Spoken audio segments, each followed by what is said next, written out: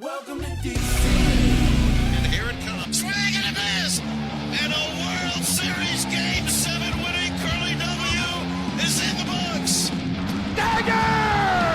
It's 1974. The Washington Capitals are the 2018 Stanley Cup champions.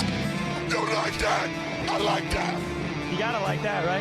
Despite all this, despite the churn, my approval ratings keep going up. We are ready to give our 500% support back to this franchise, back to this city, back to this team after Snyder leaves. And then this is the poo-poo you put on the field. For the very first time, the Washington Mystics are WNBA champions. The Washington Commanders select Jaden Daniels. I'm going to support fake teams that can't ruin my life. Did you call bank? I call game.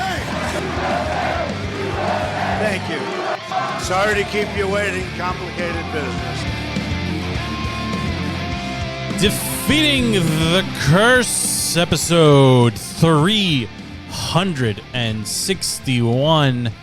FP, you must have, you got to be comfortably in the 300 number here, right? Have you missed more than one show in a row? I don't think it's ever happened.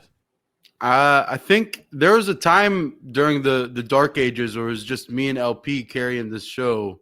There were some off-season focus bits. Yes. Yes.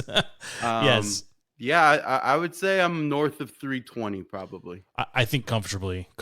You got to be. You got to be. Because you're right. I totally forgot about the off-season positional focuses. There was a lot of those. We did some deep dives for sure. I feel that may have been in the Gruden era, actually. Like I think that goes way back before Ron. This show back when we started as a website with articles. Yeah, that were written by humans, not just GPT diarrhea. Yeah, this is episode 361, FP. Congratulations to you and congratulations to the boys. We'll get to the Skins, I think, eventually. That was the Sunday night game, obviously. There's no reason to kind of pussyfoot around it. We're not big for moral victories around here, but I'll be damned if that wasn't a moral victory on Sunday night against a very, very good Broncos team, especially defense. We can talk about the Broncos offense, but that defense is special. For sure.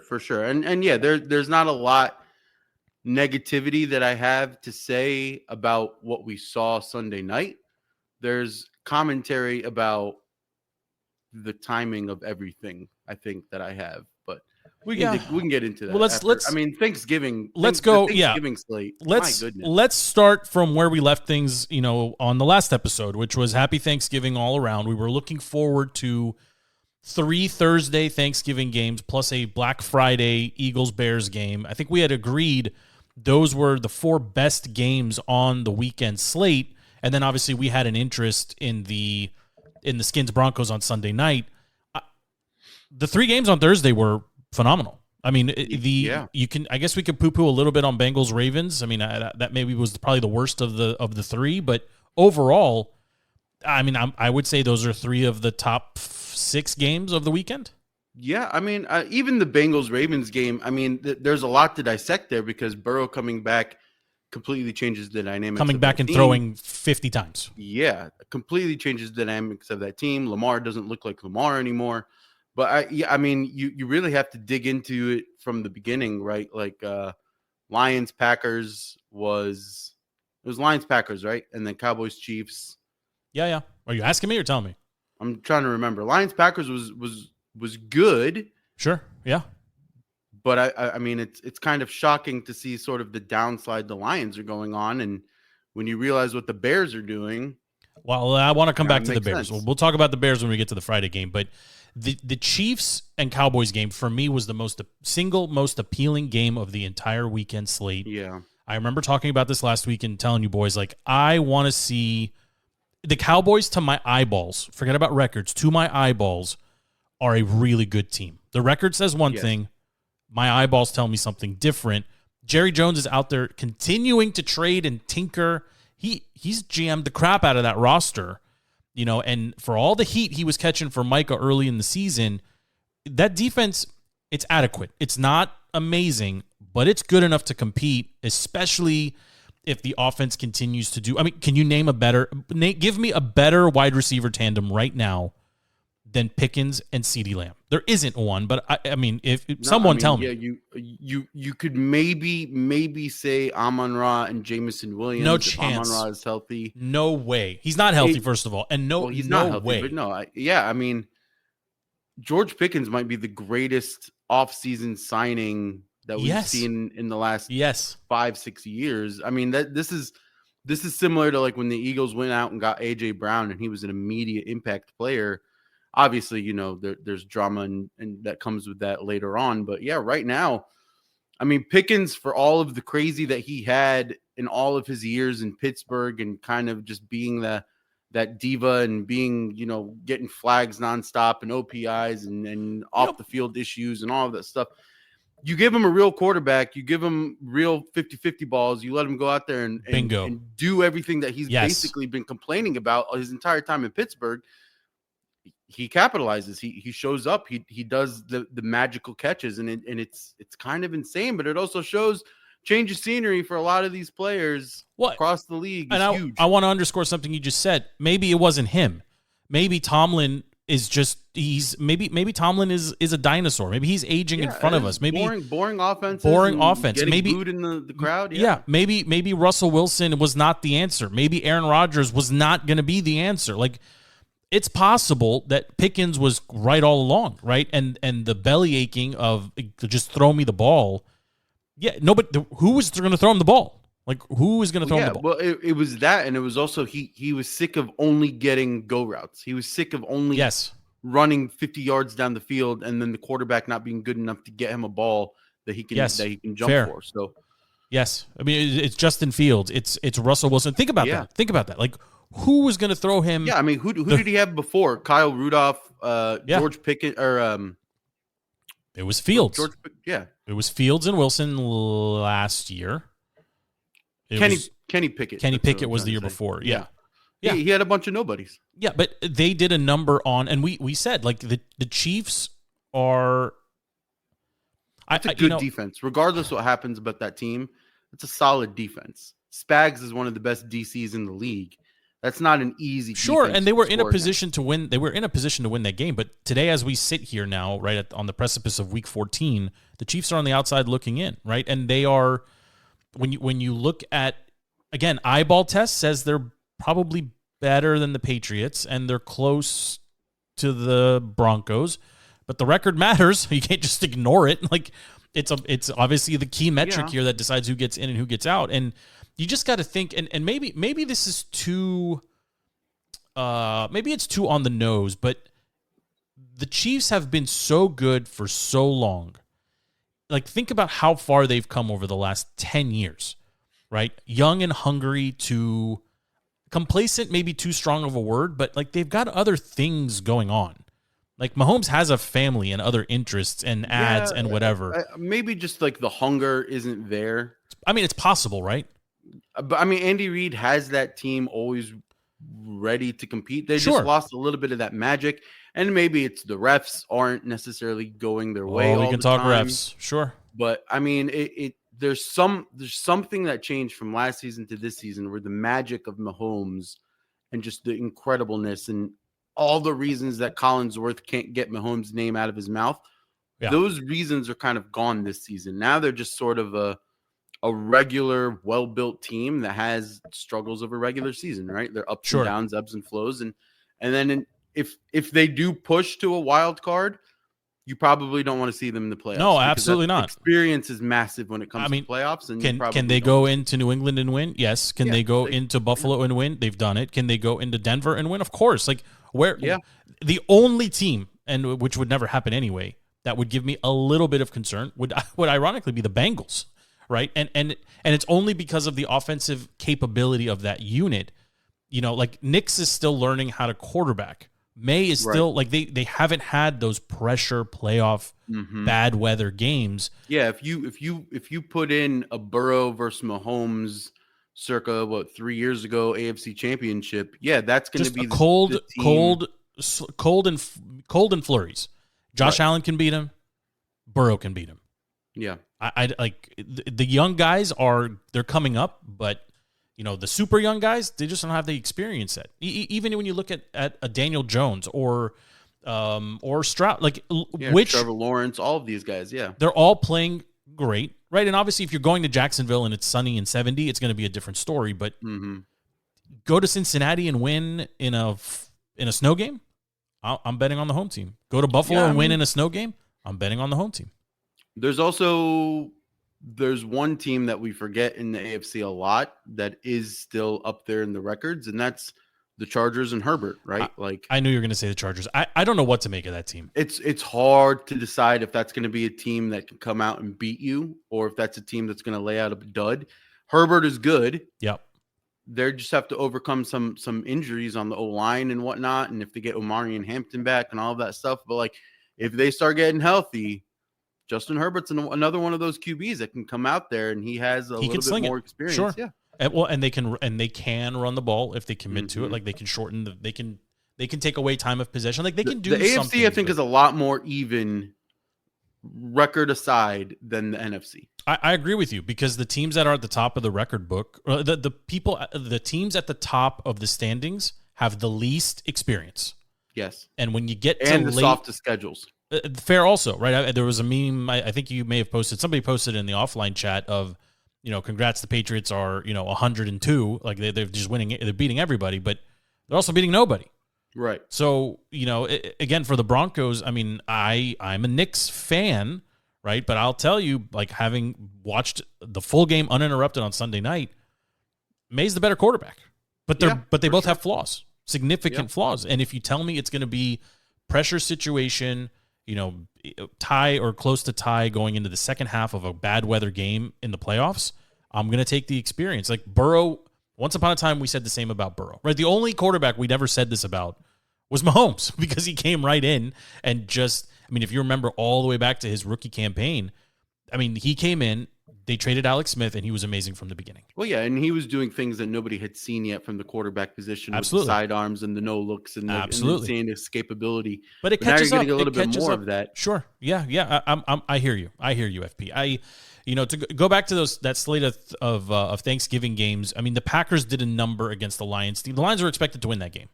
They were. And they should have. Right. And Jordan Love. I mean, for all the shade we throw his way, like when he's good, he's really good, and when he's mediocre, I'm not going to say he's bad. When he's mediocre, he's very mediocre.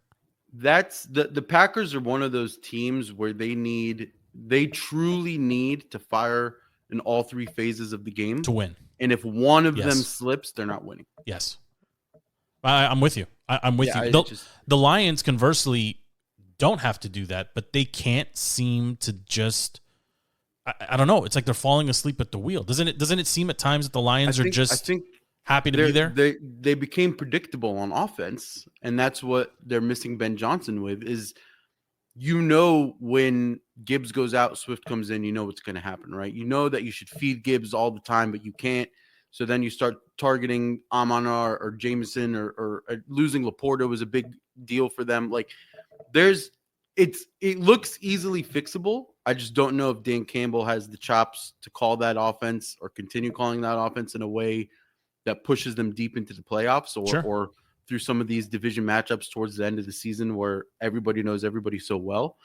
But they're still a stacked team, right? They still have the best running back duo in the league, and December football, but they don't matter. But they don't matter if you need points and you need them quick, right? This is where this is problematic. I'll point you to another NFC North team that has a dynamic duo of running backs in the Chicago Bears, right? The Chicago Bears right now they've got two very good wide receivers that are capable. Let me say two capable receivers and a very above average tight end and an above average receiver 3. I would say they have two good receivers, two good tight ends, two good running backs. And a quarterback, as much shade as we've thrown to him, if he doesn't make mistakes, they can get. He's not really. He's a little sloppy, but it's working. Well, he's learning, but he's learning, right? I would say he's no better or worse right now at this junction than Nix or May. I think to me, in my mind, all three are kind of clumped together. They have one maybe a little bit better in reading the defense. One maybe a little bit better about getting out of the pocket.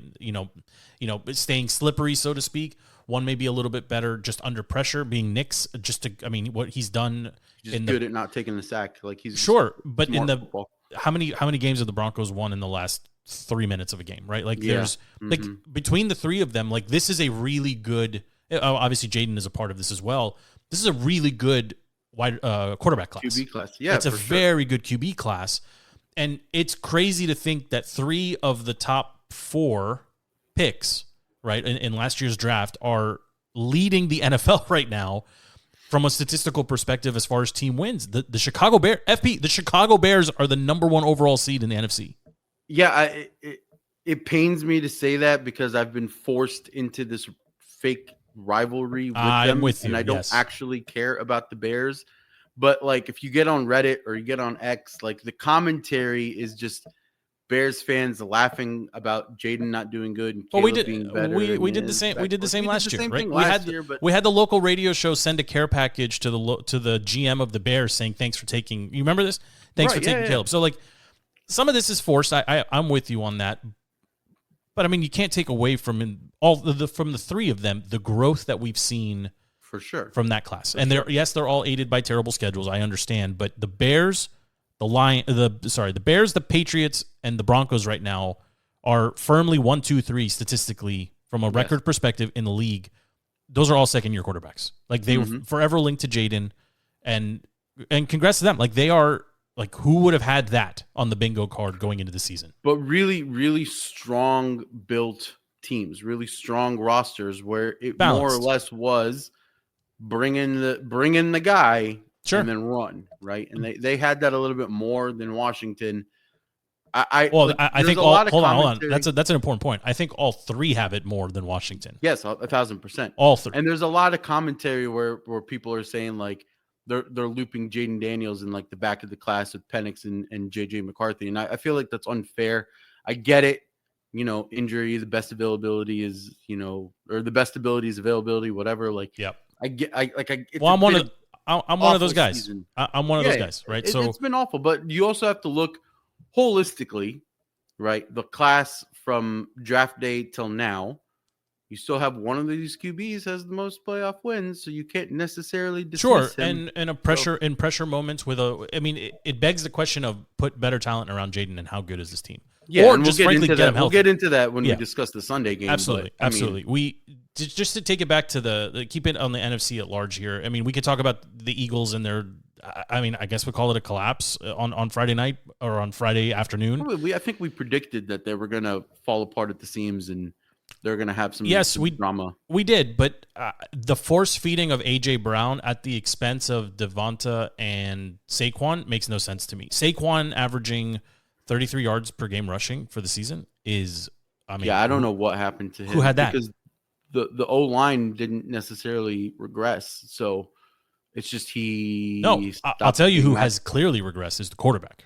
He can't throw.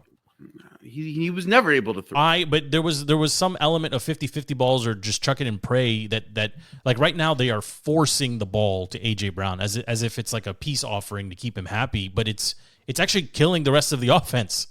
I mean, it's all going towards AJ. Yeah, the play calling for the Eagles is dirty. At the end of it's dirty. They don't have a cohesive plan. No, they're not using all their weapons correctly. And Jalen. Listen, all he does is win, but if you force him to be the guy that needs to win, you can't do it. It's an uphill battle for them. And then with the Bears game, you kind of saw the recipe to beat the Eagles, and it was smash mouth football. If you take it to them and take it to their face and run it down their throat, and you put big bodies in front of their smaller guys, eventually they're going to be fatigued, and you will get And Manungai looks like the better of the 2 running backs, by the way, too. I mean, they've got 2. Like you said it perfectly. 2 good receivers, 2 good running backs, I'm going to say a good tight end, and even Oz and some of the secondary pieces there on the offense are pretty good too. Like they've got pieces that can consistently catch the ball, and the defense they're doing a little better. I mean, you look at the Bears. I'm going to go back to the Cowboys here for a second. I don't know, like which team. Leave the Rams and maybe the Buccaneers out of this conversation for just a second, but just think NFC teams. Which team would you least likely want to face outside of the Rams and actually throw the Bucks in there too. I'm going to say after the Rams, the two teams that scare me the most, and again, throw records aside, just eyeball test, it's the Cowboys and it's the freaking Panthers. That Panthers defense, that secondary. That Panthers defense has something that team has some, I mean, you want to talk about two crazy good running backs that can house anything. Yeah. And a quarterback, Bryce is not, I do not believe in Bryce Young. I think Bryce Young starting to believe in Bryce Young is what's carrying this team. Well, I mean, can you argue with what Canales is doing there? He's getting it done, and he's calling a play. He's calling that Panthers are playing a game where they don't necessarily need Bryce Young to be the guy. Yeah, he almost is like a miniature Jalen Hurts, where it's everything else around you is going to work. Just don't do the boneheaded mistake. And he's getting better at not doing the mistake. And then the wins come. And the defense is, I think, better than what the statistics say. And Rico, like Uncle Rico and Juba, they can flat out. They're good. They're a good duo. Pound you. Yeah. And what's the consistency between most of the teams we just talked about? They've got two serviceable running backs, and the teams that are falling apart have one or none. I mean, you go even further. The scariest teams going into December, the top of everything is, like you said, running back, but more importantly, just amazing shutdown defenses, right? You can even go to the level of the Colts and kind of the Jags, where they have the defenses that are just constantly keeping these teams in it when things fall apart on the offense. When things fall apart on the offense, what do? You need a stout running back where you can just elongate drives and figure it out and build momentum. And then you need that defense to immediately bring you back in it. And Patriots defense, Broncos defense, just all of these amazing defenses. You named it. The Jacksonville defense. When you look at the Cowboys and the Bears, though, those defenses are a little bit leaky. Yes. Cowboys more than Bears make up for it with 45 points any given week. Not a question. Dak can go throw a 70-yard bomb to 3 different pass catchers in that offense. Yeah. And you're not going to catch them. Yeah. Like pick your poison with that Cowboys offense. I mean, the ability to just easily go put up 45. I think we almost kind of mentioned it last season with Washington was leaky defense. But if your offense can go out and put up 40 like it's nothing, yes. We were like that. Listen, you got to give the Cowboys, I think, a little bit more credit. That defense is playing better. The defense from where they started to where they are. They brought in pieces at the trade deadline that they immediately needed, and they see an immediate impact. And Quinnen Williams immediately shored up their run defense. Absolutely. I mean, look, throw another NFC team in there. Maybe not as scary, but somewhat forgotten. The 49ers. The 49ers have played 5 games without Kittle, 6 games without Purdy, games almost none with no Ayuk. Right. I mean, the defense, no Bosa and no what's his face, Warner, and yeah, the defense still gets stops. The defense is still strong, and Chris McCaffrey has taken the lifeblood of everybody else on that roster to stay healthy this season, and it's working for him. And your boy B-Rob, he's not getting a ton of touches.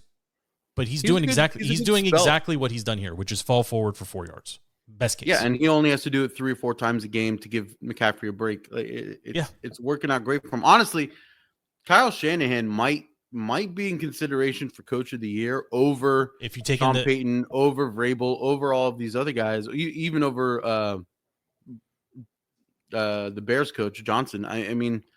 Well, I'd throw McDonald and is it McDonald and the or Mike McDonald? Yeah, Seahawks. That's another one.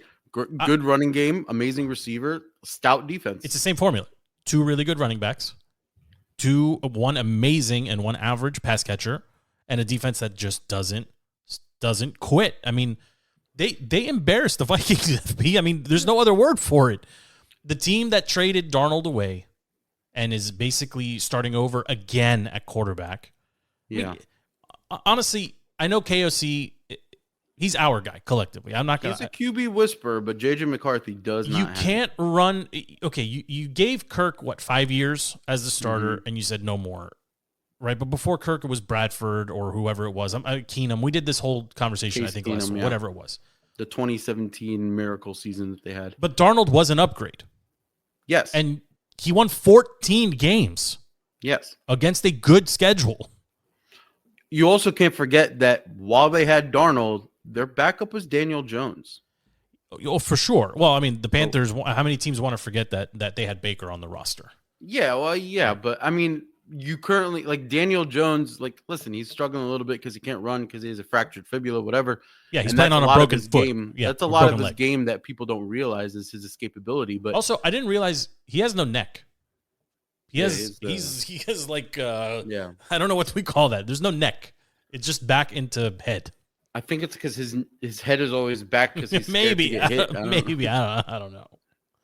Muscle memory from New York, but yeah, I just the recipe and it. But the thing is, like, we're not saying anything crazy, right? All of the GMs, all of the coaches, all the teams know this. You come into December, the strongest teams that are making their playoff pushes are December football teams. Strong running game, strong defense. That is the recipe for December football. It has been since ankle biters. Everybody knows it in high school. It happens same thing in college. The strongest run game, the strongest defense is what carries you in. And then when you get to the show, when you get to the championship games in the Super Bowl, that's when you need the magic of your QB to come out. That's when you say, okay, Or just no mistakes. here's the stud. No, but you go against, ideally, when you get to these later playoff games in the Super Bowl, in theory, both teams are going to have the running backs. Yeah, Both they teams are gonna mirror have each the other. defenses. So it's individual. And then you need, then the individual efforts and the magic needs to come out. That's fair. And that's You know, what you saw that's with actually- Tom Brady it's an all excellent of his years. Yeah, it's an excellent point. Like right now, you're trying to position yourself to get to the postseason. And the formula to do that is control the clock, don't fumble the ball, run it aggressively, and take your shots on offense. Absolutely. Right? The teams that are trying to force feed the ball to one receiver, a la the Eagles, they're going to continue to struggle. The thing is, the Eagles are doing it to themselves. They have everything they need. Well, I don't think they have a just quarterback. can't figure it out. I don't think Jalen. Like, if you put Kirk on that offense, Prime Kirk? prime Not Kirk, current Kirk. maybe not current, not current, but I mean, I'm trying to think of or No, but Wentz. you could put Sam Darnold on that team. And Darnold he'll is do a good- Sam Darnold things. Yeah, you need somebody who's not going to make mistakes with the football, but consistently be able to throw it 15 to 20 yards down the field to an open receiver.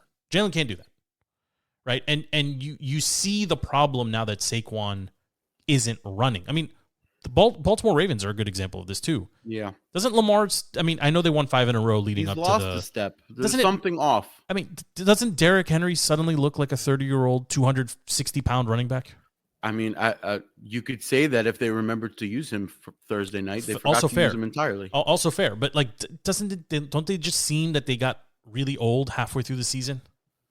Yeah, yeah, but that's also a team, like, that's where coaching plays in. Harbaugh will get him fixed up. Okay, but I mean, who's gonna win? Who's gonna win that division? It's not the Steelers. Honestly, I would love It's to not the see Browns. Bengals. I think it's the Bengals. They Like, should. who's gonna bet against Joe Burrow as healthy? If he's healthy and he's got Higgins on one side and Jamar on the other side, and That's Chase. an offense that can put up 45 like it's nothing. You just need the defense to keep the opposing Yes. team under 40, which has been a struggle for them If all you season. somehow were able to combine the two Ohio teams, you'd have an undefeated. You'd have a. But then ridiculous again, team. like that defense listen, Lamar didn't look great, but that defense was very opportunistic. Yes, Got a lot of turnovers, looked really good. the Ravens' defense has improved more throughout the duration of this season than the offense has. Yes. Offense feels very stale, very tight end focused, not a lot of deep shots. Yeah, the Zay Flowers, DeAndre Hopkins experiment isn't working out for them. No, I mean it could in spots, right? But I mean you need massive amounts of time. And this was something interesting that I have a friend that's a Ravens fan. He said Zay is going to be super fast the first 7 times he runs a go route. Yeah.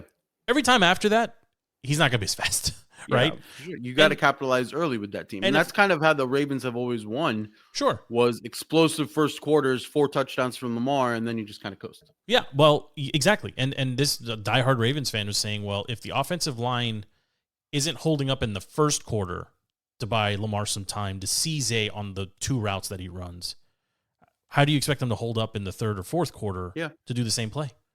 Like, it doesn't work. Like, the offense is too Like that, you're supposed to be like you said. Their recipe is explosive in the first quarter, and then less explosive as the game wears on.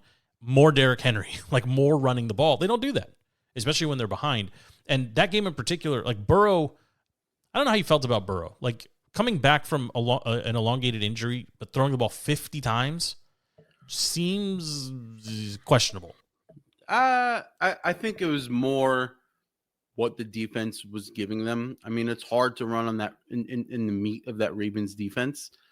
Plus, Chase Brown has his ups and downs. But listen, when you have Jamar Chase, when you have T. Higgins, you're going to throw it. You're going to air it out. I mean, that's just what it is. And then, as long as Burrow can stay upright, which he looked like he was able to do against the Ravens, yeah, they're going to be a team that nobody wants to see. Similar to last year, right? Like everyone forgets, Burrow was injured last year.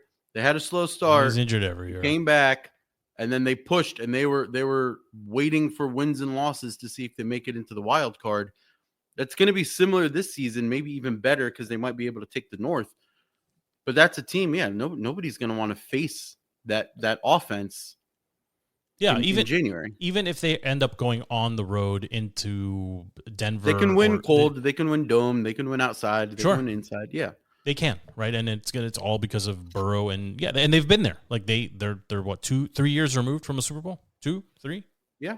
Right? I mean they can do it, right? I mean they can run the table here and win that division. So you also have the Bills. Listen, Josh Allen is insane, and he has like the most rushing touchdowns of a quarterback ever. But you know what? They figured out that James Cook is elite. And he's getting their yards. But the Bills are so frustrating because they've been beaten by bad teams and they continue to only beat bad teams. But were they bad teams? Because like the Panthers beating them, the Steelers kind of makes a little bit more sense. The now. Steelers are a bad team. Yeah. Everybody's we crushed the Steelers. The Steelers are a bad team. I don't know if the Steelers are a bad team or if Aaron Rodgers doesn't have it in him to go week after week after week. I mean, does he look like somebody who wants to play football to you? No, I mean he looks like he's questioning life. He looks like decision. he's sad that his last dance is this. Yeah. And it's his own fault. He chose the Steelers. Like nobody. Well, I would say his legacy. It's one thing if you go to one team and you decide. Like Brady went to the Bucks, had obviously some success, and not to say he exited on a whimper, but like it was the Patriots and the Bucks. Aaron Rodgers turned into like Shaquille O'Neal at the end of his career, right? He went to bums. He went to the Jets and to the Steelers. And the Steelers aren't bums, but they haven't been the Big Ben Steelers. But are they not bums? How do we know they're not bums? They are bums. Even when they were 11-0, they were fraudulent 11-0. And who did they lose to? The Skins. The Ron Rivera Skins. And we broke them, just like we broke the Eagles. Yes, but they are bums. FP. They've been. That's one of the most expensive defenses in the league. I hear you, but Tomlin has all the pieces they need. Tomlin has been in a 2-team race for that division for the last 20 years. And Every can't pull away. Him, like the Steelers and the Ravens, have until very recently not competed with the Browns or the Bengals for that division title. Yeah. Right. I mean, you say what you want about the NFC East or any other division for that matter.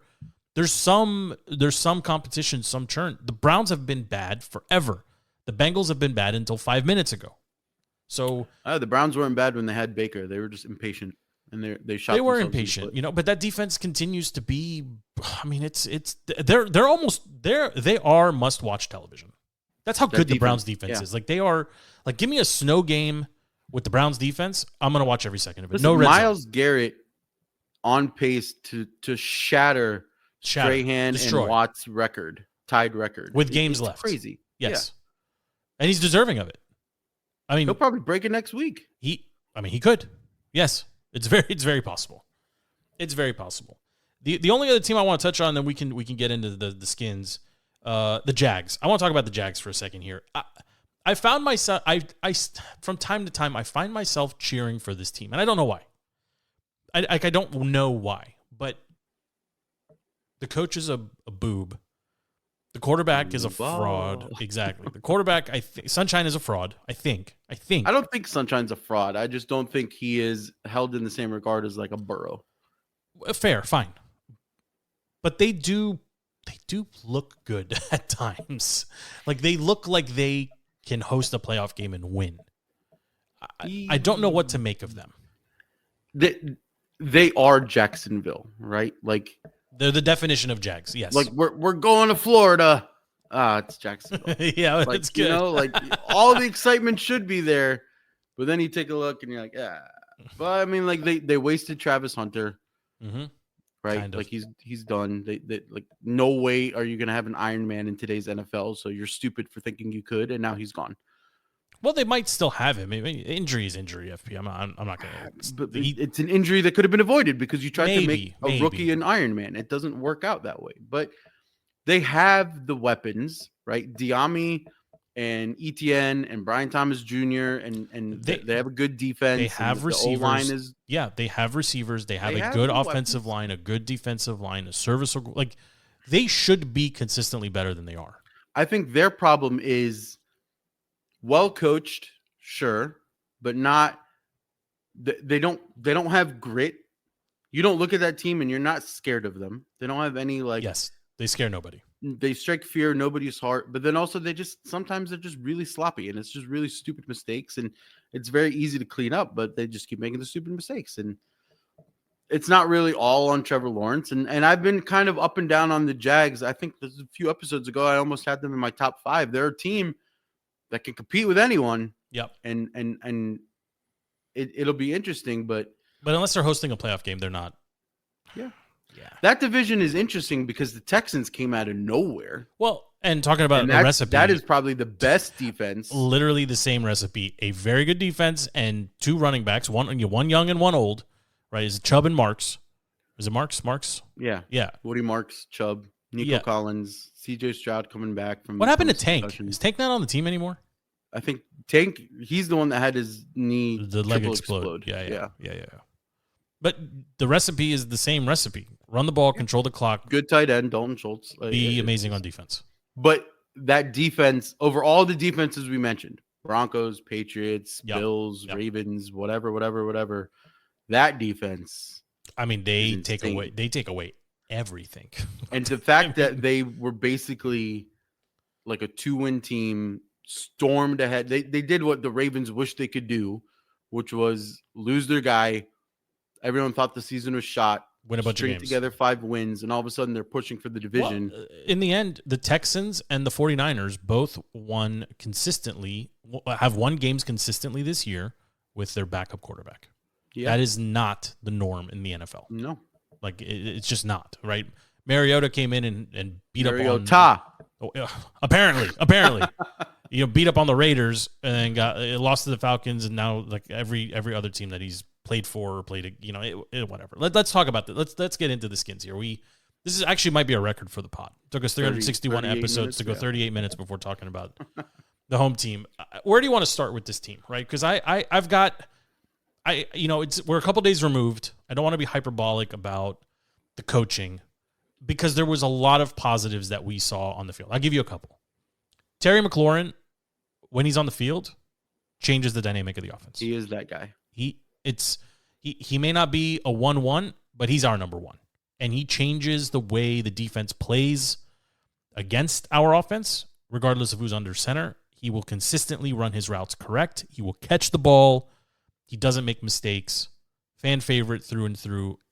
We are better when he's on the field, and there's no question about it. He also allows Debo to do Debo things. And I love the Burks signing. I know he flamed out in Tennessee, but let's just for 2 seconds look at that. They asked him to come in and replace a 1,000-yard, 90-catch receiver in A.J. Brown. Yeah, prime A.J. Brown. Prime. They traded A.J. Brown away, drafted this kid, and then basically said, we don't need A.J. anymore. It's not fair to him.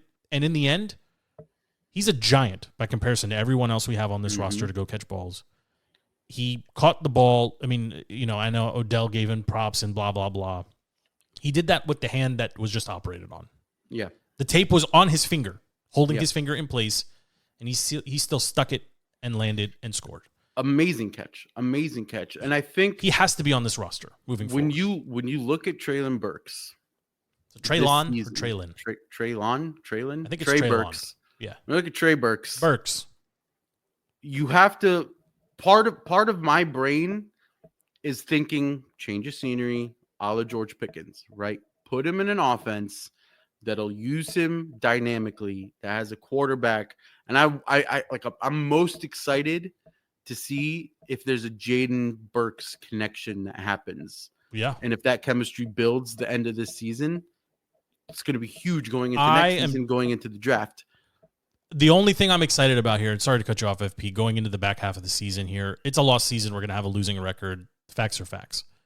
I need Jaden on the field with Terry on one side, Burks in the slot, and Debo on the other. I need to see the three of them. Put Ertz out there. The old man had 100 yards. We went over 100 yards. I mean, he's infuriating because he drops balls that are in his hands and then he catches balls he's not supposed to, and he gets 5 yards when you need 6. And there's all kinds of things there. But I trust him more than any other tight end on the roster right now, and it looks like Yankoff might be his successor. But regardless, I need to see this offense with Jaden, Terry, Debo, and Trey all on the field at the same time.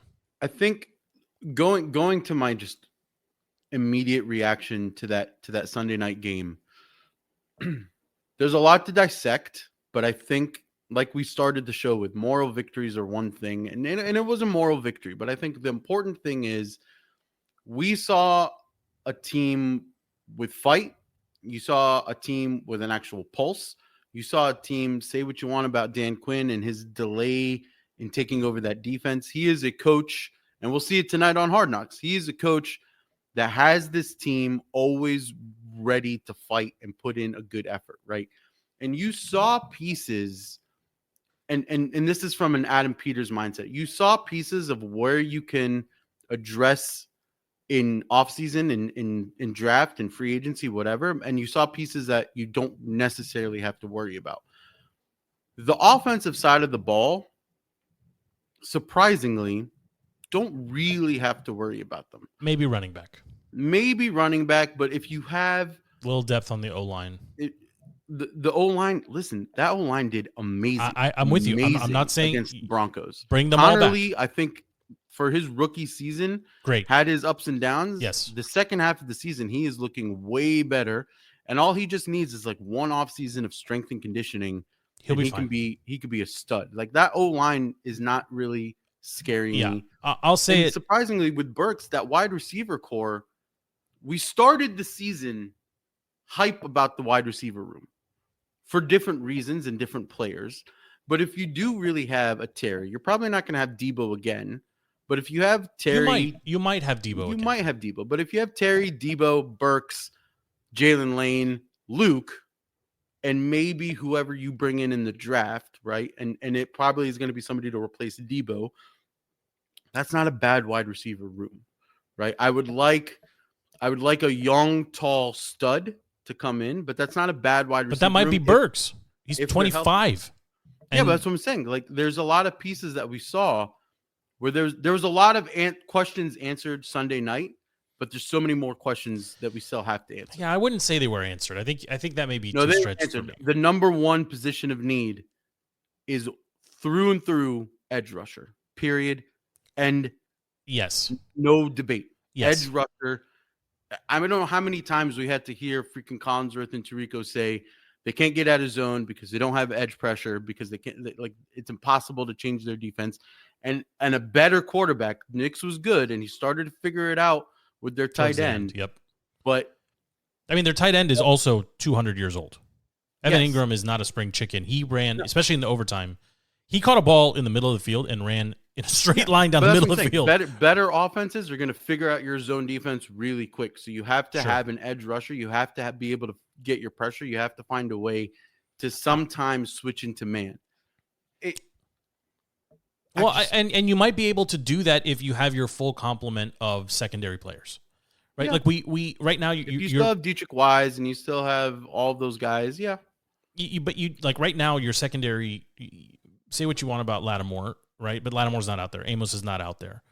Like Mikey's covering ones as opposed to covering 2.5s or 3s, right? Like there are people, I'm not gonna say they're out of position, but you need safety. You need safety help too, right? I mean, Will Harris coming back was a nice touch, but Savage being sick puts Yes. Quan Martin back in, and then you'd like to Gain see one, Will lose Harris one. Gain and one, Savage lose one. together. Yes. Yeah, but you saw a fight. I will take losing out the rest of this season if this is the product that I see on the field. If the product that I see on the field is a Competitive. team that is competitive and competent and able to move the ball and able to score points, and then they have heartbreaking dagger losses because they went for 2, which everyone agrees going for 2 is the correct move. It was the correct 100%, call. 100%. The call was there. Cliff had a great game. Cliff actually called a great game for Mariota and had a great game plan against that Broncos defense with the quick passes, the slants, the runs. He called a great game, right? And he took the shots when he needed to take the shots with Terry on a pitch count. It worked out beautifully. If you see that against, first of all, if you don't beat the Vikings with whatever bum they put back there in They quarterback, have to be. I think we're getting Jaden, and they have to beat the Vikings. they They have to. beat the Vikings. They have to beat the Vikings. But if you go into, But they could lose because if you go into Giants, Cowboys, Eagles, or whatever the schedule is, Yep. you know these teams, right? If you're just competitive, you're just in it until the second half of the fourth quarter is all I'm asking for. I don't think you're going to get a win. I doubt we're going to get a win. Part of me hates losing for draft picks, but I'm okay with it. But I just need to see that pulse that we saw Sunday night. And a lot of it was infuriating because you start playing the what if game, and that's just what DC fans do. I hear you. And you're like, what if you got the Broncos upset? And then you go back. What if you got the Miami? No. Well, that's and then all you over. go back. And then what if you got the Chicago win? And then you go back. And then what if you have all of a sudden you're 9 wins and you could. Yeah, exactly. But we're not there. Like that's not going to happen. Right, but that's the infuriating part because DQ did it to himself essentially. And I'm going to say something that I think just hear what I'm trying to say. Bo Nix threw for 321 yards. I actually think the secondary played pretty well. Yeah. Cortland wasn't a Cortland game caught. changer. Cortland, I Mims think, didn't had have 62. insane- Mims had, I think, 1 catch.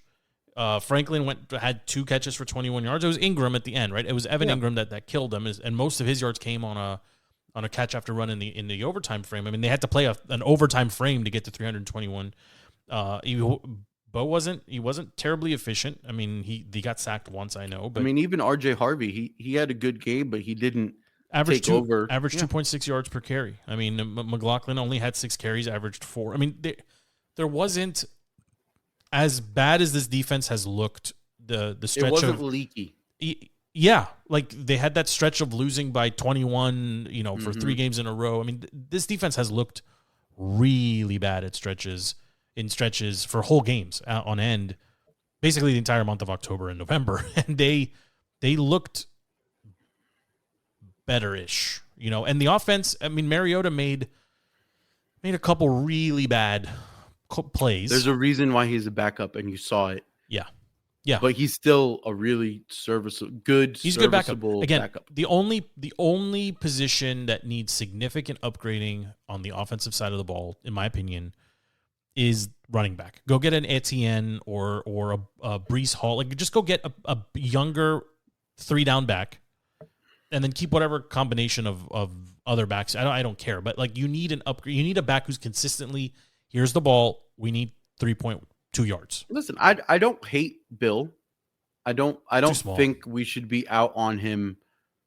He can be a spellback. Based on all the injuries that we've had and zero chance to have a running game. I'm not necessarily out on Bill. C-Rod and McNichols are they're just good to have in your running back room, right? Keep them. Fine.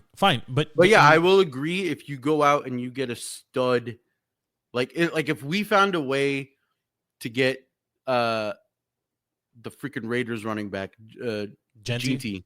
If we found a way to get him, and but you don't even need a Genty. You need a Rashad White, right? I mean, you need a back who you can trust with the ball. No, but you have those in C-Rod and McNichols. You need go grab one of the donks out of the Christian McCaffreys of the world. Well, but there's only so many like real running backs like that. I mean, in my opinion, right? Like you got to go. Like Rashad White is a like look at how much better the Bucs looked with Bucky Irving. Yeah, just having like the volume of touches, right? When you don't have a guy, you also have to look at the teams that we just mentioned, right? Like RJ Harvey or whatever, he's coming in because DK or because what's his face? Dobbins went out, right? You look at but before them was McLaughlin, and he's looking like a number one running back in Dallas behind a really good offensive line. Yeah, but that's what I'm saying. So Maybe Javonte really. Williams comes in, really strong offense. He can do it. The Panthers with Rico Williams, Dowdle and Chuba can do it, right? You're looking at the Patriots with Ramondre Stevenson, and then they put in the rookie. Henderson. They can do it. It's to the point it's actually now crazy. All of the teams that we've talked about being at the top and passing the eyeball, all of them have 2 running backs and a good defense. Yeah, but the thing is, those running backs, it almost looks like you could put anyone back there. And if it's a strong offense with a good quarterback where you have to respect the passing game, any of those running backs can go out there and do what they need to do. Like Kenneth Charbonnet and whoever for the Seahawks. They're not game breakers, but they're but they have amazing, defined roles. I mean, I think that for me is the thing, right? Like, yeah, defined roles. Charbonnet is going to be your third down bruiser back. He's the one you put in when you need 2 yards, especially in goal line situations. Right. And Walker's your flash and razzle he's not bell cow is no longer an applicable term, but he's going to touch the ball 16 times to Charbonnet's you look at I mean, it's the running back position is weird, right? Because you have the Josh Jacobs, the Jonathan Taylors, the Christian McCaffreys, the Derrick Henrys. You have those There's guys, a few of them, sure, and they're gonna get theirs.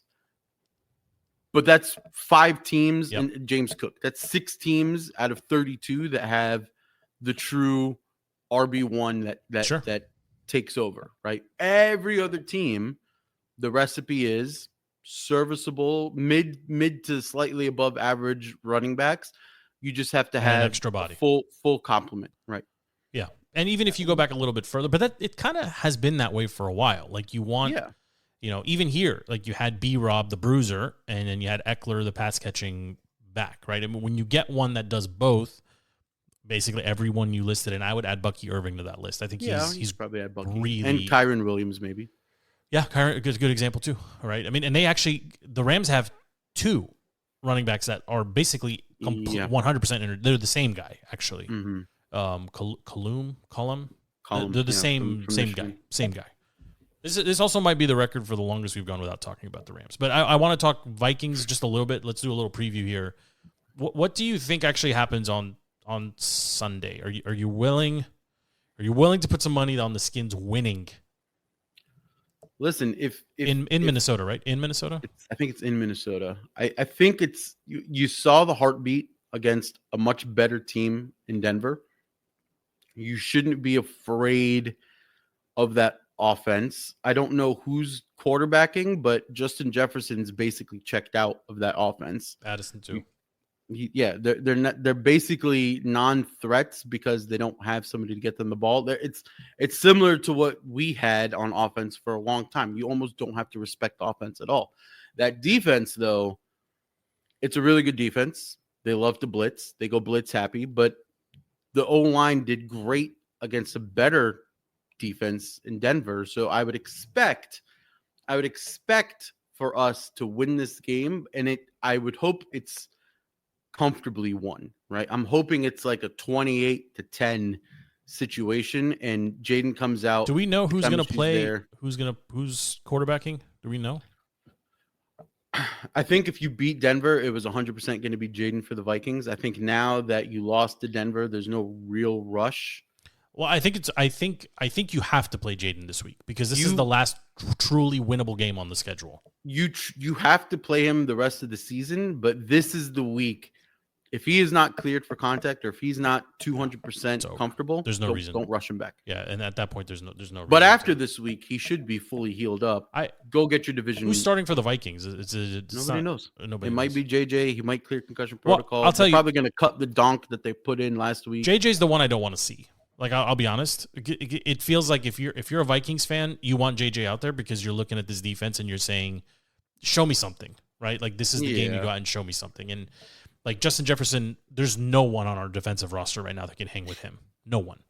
So like the Vikings win this game if they are average. They lose this game if they are not average. Like I mean, to me, do they necessarily have the pieces for us to care about anything more than Justin Jefferson. No. I mean, they can still run the ball, FP. I mean, they play above average defense overall. I mean, but the record, I mean, your record is what your record is, right? You're in a dome. It's going to be a balmy 70 degrees or whatever it is. Like, this is a good spot for Jaden to come back. It's a great spot to see what this offense is actually capable of. And again, if you can go out there and get 28 to 34 points with Jaden leading the charge, win or lose, I don't care at that point. But you've got to, the GM in me says you've got to put something on film that allows the front office to recruit talent in the offseason, because Jaden is, you don't want Jaden to be outside of the realm and the discussion and the conversation around young and up. Like, he's very quickly going to fall out of favor. If any of the other 3 draft classmates of his string together a win or 2 in the playoffs, I think the tune around Jaden is going to change very quick. FP. No. He's not as special if 2 other quarterbacks from his class 2 years into their career are doing the same thing. I think there's a lot of Redskins PTSD and forgetfulness when it comes to what we saw last season. But if you go look at Jaden Daniels highlights from the NFL YouTube channel, I hear you. It's a 55-minute video of highlights. I think hear you. We just forgot it because we are not seeing it. But everything that you're seeing Caleb do, everything that you're seeing Knicks do, everything but you're seeing May I just want he you has to already think, done it. I want you to only think about Jaden. Does he look like the same quarterback to you this year that he was last year? But listen, Jaden was never out there with his full complement. You just said it. Okay. Terry coming out there completely changed. I mean, week 1 he was out there with his full complement, and you won. You won by two. You won by 2 scores and a field goal. You won. Yeah, I mean, and that defense handily turned out to be pretty not crappy. Yeah, that's fair. I want to go around the league here real quick, and you beat the Chargers. So pretty handily. Yes, probably the best win of the season. Yeah, probably the best win of the season. But then you also lost to the Packers by 200. So short week, and you're technically still in that game. Short week, come on. You're technically still in that game. Yes, towards the end. Technically, there's a lot of technically. Yeah, kissing your sister is technically a kiss. Yeah, even the Bears game. Listen, they're clearly a 9-win, much better team. You took it to them until the very last play when Jaden fumbled. Right, like. Yeah, I mean, I hear you. I hear you. A healthy Jaden with all of his weapons. I think this offense, like I said, there's some nice to have upgrades on offense, but there isn't any gaping holes on offense if everybody is back and healthy. Don't say gaping at me again. All right, I want to go around the league here real quick. All right, week 14, we got some good ones. Okay, Thursday night, we are not fans of Thursday night football, but huge game. Cowboys at Lions. Whoever loses this game is not going to the playoffs. Like I'm saying it right now. Cowboys at Lions. It's going to be Cowboys. I got the Cowboys winning this game. Yes, it's going to be Cowboys. Oh, yeah, okay. I have the Lions losing this game and finding themselves too far outside of the playoff picture.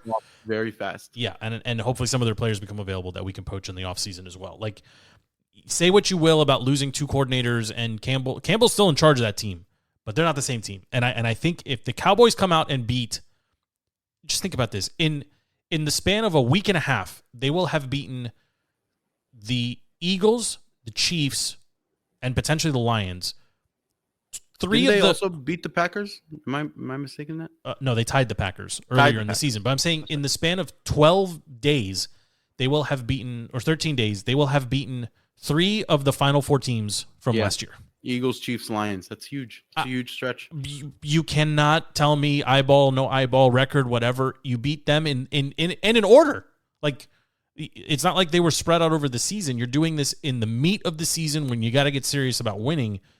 I got the Cowboys winning this one in Detroit. I mean, this is going to be a great game. I'm looking. But I can also see Jahmyr Gibbs going berserk.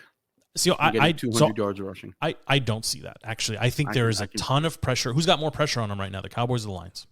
At home.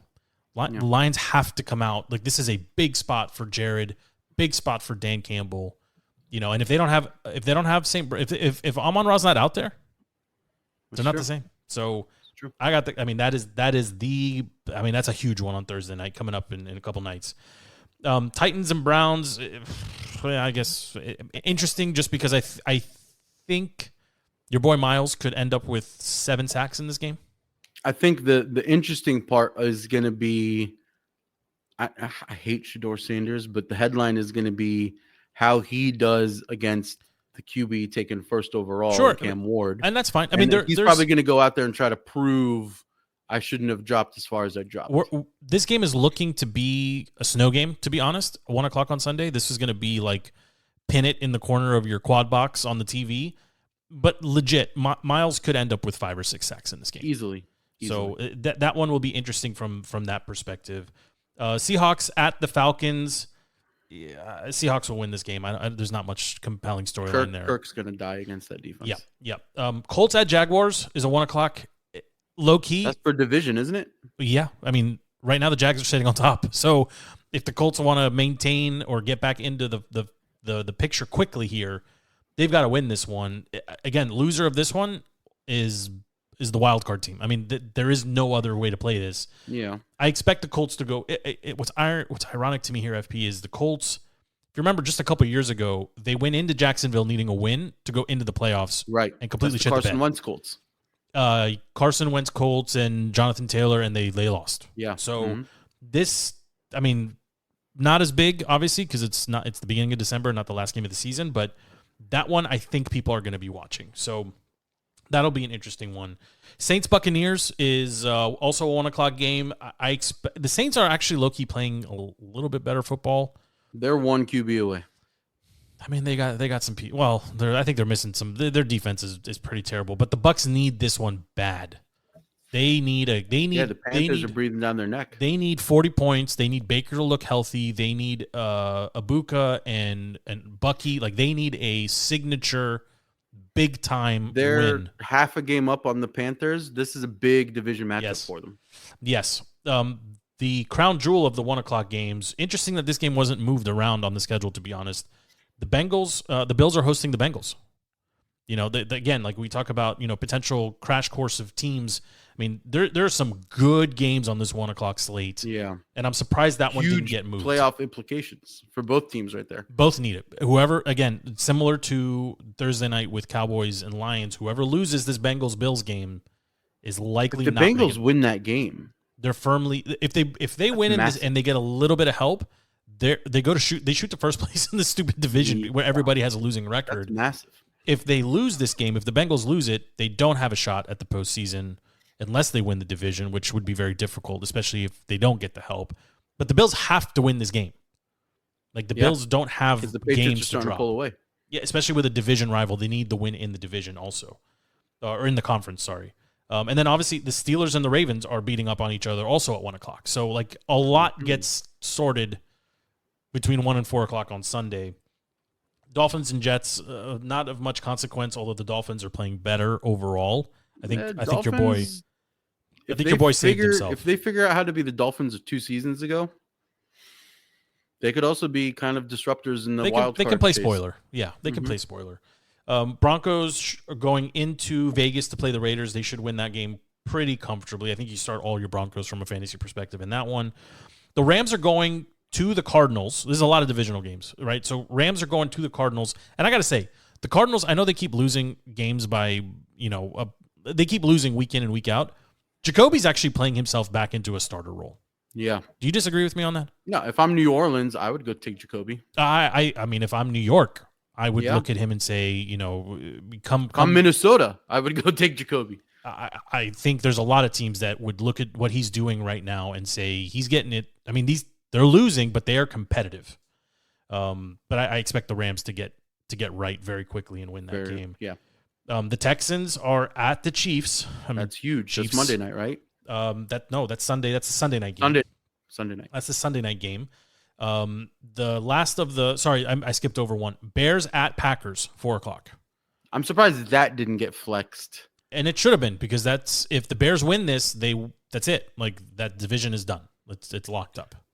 I don't remember the last time a Bears-Packers matchup has been so significant. No, but I mean, there's so many big games, and that one is arguably one of the bigger ones, because that might be the biggest. The Packers with a loss are the toast. Like there's too many good teams in the NFC that they're on the outside. They're on the bottom of that bubble picture. And then the Monday night game is Eagles-Chargers. There are a bunch of bye weeks. There's also some insane fantasy football leagues that start their playoffs in week 14. You can't do that when you have the 49ers on bye. Okay, like you can't the Patriots, 49ers, and I think the Giants are all on bye. You can't do playoffs when teams are still having their bye. Eagles-Chargers, that could be very big for NFC seeding. That one it feels boring. I think it's probably going to be boring, but the Chargers could easily win that game. They have the same recipe. I would bet on the Chargers winning. It's in LA. I would bet money on the Chargers. I don't believe in the Eagles at all. And especially if the NFC breaks the way I expect it to break, the Eagles would be in an almost must-win situation, which is crazy to say for a team that's got 8 wins. But I mean, they can't catch the Bears. Like there's too many. Yeah. It's too many games to have to string together. Like this is. I mean, this especially is with the Cowboys. The Cowboys could make a push for the East if the Eagles lose. Cowboys win and Eagles lose, the Cowboys would be within half a game. Yeah, and I mean, with a game to they're play. Still going to face each other. Yes, yeah. So yeah, that's massive. But this is a crazy good weekend of football. Yeah, so many playoff implication games are coming up literally Sunday, and it's just going to be. Yeah, that's really good. That's great. Props to the schedule makers. I guess they figured it out. Well, I mean, it's nice. I mean, they're throwing in these divisionals, and then you got a couple more conference. Like there's very little interconference play remaining on the rest of the way. Like you're going to get heavyweights or at least conference, matchups the rest of the way. But I'm looking forward to all these games. I mean, honestly, as a Skins fan, I will of course watch the one. But there's 4 other games I'm more interested in the 1 o'clock window. And some of them deserve the whole screen, not just the corner of the red zone screen or whatever. So it's. But I still live in the world where in my fantasy we get the Vikings win. Your fantasy. And then you string together. You can't make the playoffs. There's no path to the playoffs. You can't make the wild card. There's a path to win the East. With 6 wins? Yes. Everybody has to tie the rest of the way. You can win the East. You're not mathematically eliminated. You can win the East. I believe we are mathematically eliminated. Don't give me that Ron Rivera gif where he's like, we could be eliminated. We're not mathematically eliminated. I took it easy on you this week. Okay, I didn't go into my normal Dan Q is washed as a quarterback, as a coach, and I don't think he's washed. I think he's an excellent defensive coordinator. I think he's an excellent coach who needs to also call the defense a la Mike McDonald of the Seahawks. Is Joe Witt still employed? I don't understand what role he's doing. I don't understand. It feels like Al Saunders when they brought him back to do the bingo. Remember Quinn is on the sideline actively calling the defense. Maybe he's calling out formations. Like, is he in his mouthpiece going to Joe Witt? He might be reciting psalms. This is why I'm calling this. Maybe. You think he's coaching the coach so he understands why he's calling what he's calling? Listen, my prediction is after the first episode of Hard Knocks NFC East tonight. Right now, right? 9:00. I think you will have more respect for DQ and kind of how the team looks not game time. Mm-hmm. The behind the scenes. I think you'll have respect for DQ. And I believe as the show goes on, you're not going to be so bad on DQ or so low on DQ. You're going to be pissed at Joe Witt even more and pissed at DQ for keeping Joe Witt. But as we were recording this, neither of us have seen a second. And I'm assuming you're watching this tonight. I'm going to turn it on. Yeah. I'm terrified that I'm going to see the other 3 division teams, like the front offices, and that I'm going to feel really jealous. That they have. Can you really say it? Think about Sirianni and their stupid Pachulo offensive coordinator. Think about how dumb that's going to look. Think about how dumb the Giants are going to look, and their front. I hope you're right because there is gap fill. Listen, legacy Skins fan in me is terrified that I'm going to tune in and I'm going to see competent front offices that are just systematically I working don't through it, think- and I'm going to see some rah think you're bullshit gonna out of the DC team. No, I That's think gonna you're make me going to really see. upset. I think you're going to see DQ holding the team strong. I think you're going to see the Eagles. A lot of bullshit coming out of Philly. You're going to see a lot of bullshit coming out of New York, and Dallas is going to be interesting. We know what they're going to show. yeah. Jerry's going to fly in on his helicopter. In a 1 He's gonna hour, throw his smile, and Dak's going to be cheesy. In a 1 hour episode, I expect to see 40 minutes of Cowboys coverage. Yeah, probably. Yeah, I mean, Jerry knows what he's doing.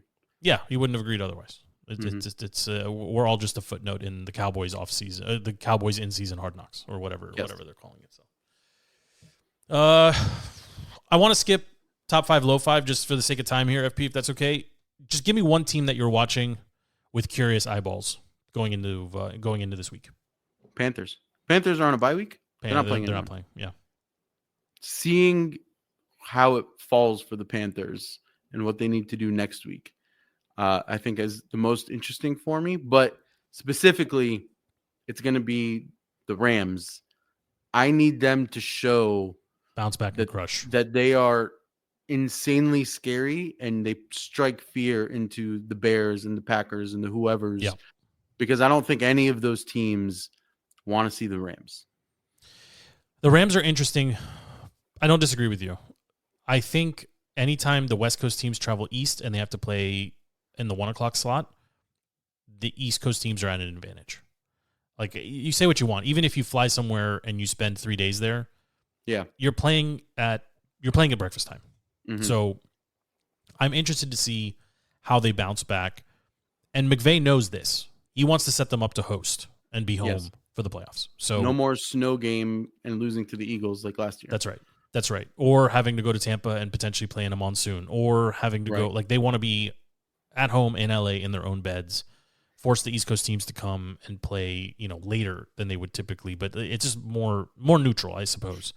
That Thursday night game for me is, that's top bill. I've been harping on the Cowboys. To me, to the eyeball, they look good. But also the Cowboys are the Cowboys, so I'm ready to see dysfunction and meltdown. I've been waiting for it for 5-6 weeks now, and it hasn't come. So we'll see. That's the one team, right? If things break the way ESPN is, they are straight tent poles everywhere at ESPN at the possibility of the Cowboys being relevant in mid-December. Yeah. So like they are about to catch. The atmospheric pressure is about to turn towards the Cowboys with a couple wins and a couple Eagles losses or slips comfortably into the playoff picture.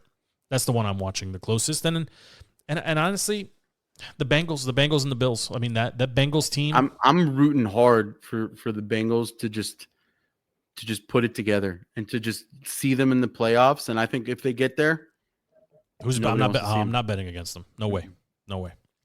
Anything you want to plug, FP? You want to talk about this raccoon that broke into an ABC store? The Wiz actually got a win. Yes, they did. Night. Hey, if you're not riding with us with 2 wins, don't at me with the 3 wins, okay? I'm gonna lose. I'm gonna lose my 15 games. They actually beat the Bucks with Giannis playing, right? So no asterisks there. And and there was some Alex.